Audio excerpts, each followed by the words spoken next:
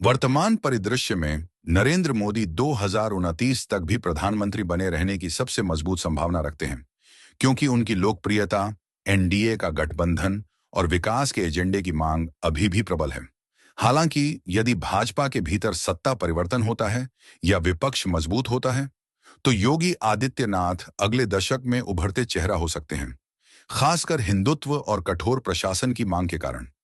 यह धारणा जनता की बदलती मांगों, विकास, न्याय और सुरक्षा और राजनीतिक गतिशीलता पर आधारित है। लेकिन अंतिम निर्णय 2029 के चुनावी परिणामों पर निर्भर करेगा। आने वाले समय में भारत का प्रधानमंत्री एक संभावित चेहरा। भारत जैसे लोकतंत्र में प्रधानमंत्री का चयन केवल राजनीतिक समीकरणों से नहीं, बल्कि जनता की भावनाओं, नेताओं की लोकप्रियता, युवा जुड़ाव और उनके विकास मॉडल पर निर्भर करता है। 2024 के बाद के राजनीतिक परिदृश्य में कुछ नाम सामने आते हैं जिनकी जनता के बीच जबरदस्त मांग और छवि बनी हुई है।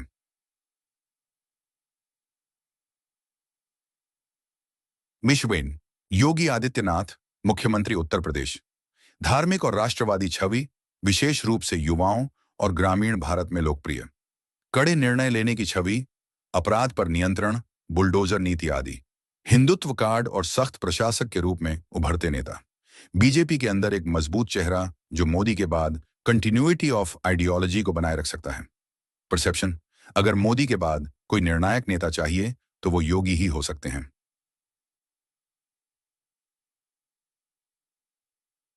2. नितिन गडकरी, केंद्रीय मंत्री, सड़क परिवहन, विकास और सड़कों के जनक के रूप में छवि।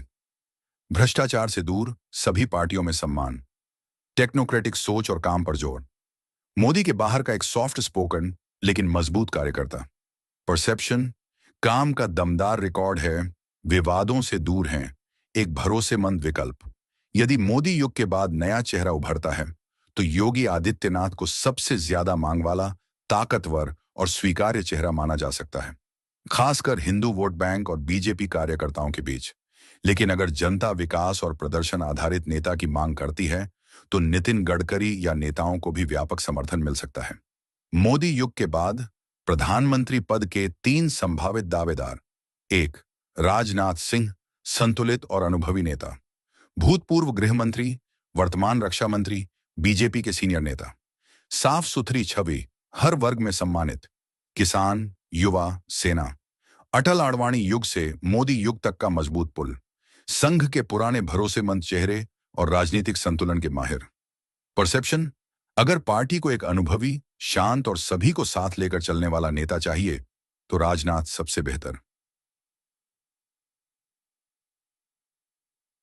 2. अमित शाह, रणनीतिकार और पावरफुल एडमिनिस्ट्रेटर, बीजेपी को 2014 के बाद राष्ट्रीय स्तर पर फैलाने वाले असली चाणक्य। आर्टिकल 370 हटाने से लेकर सीएए तक के कड़े फैसलों का नेतृत्व। जनता में छवि सख्त लेकिन असरदार नेता की। मोदी के बाद सबसे मजबूत राजनीतिक मैनेजर, पर जन भावनात्मक जुड़ाव थोड़ा कम। परसेप्शन, अगर देश को एक शक्तिशाली, नीतिगत और निर्णायक नेता चाहिए, अमित शाह सबसे प्रबल दावेदार हैं। 3. नया चेहरा, भविष्य की राजनीति का संकेत, संभावित नए चेहरे जिनकी मांग बन सकती है। योगी आदित्यनाथ, हिंदुत्व प्लस प्रशासन, गडकरी, क्षेत्रीय संतुलन, किरेन रिजिजू, देवेंद्र फडणवीस, अनुराग ठाकुर, युवा और तकनीकी राजनीति के प्रतिनिधि। परसेप्शन, अगर बीजेपी या देश यंग इंडिया के साथ जाना चाहे तो नया चेहरा जरूरी होगा, एक ऐसा चेहरा जो युवा, तेज तर्रार और डिजिटल युग के लायक हो।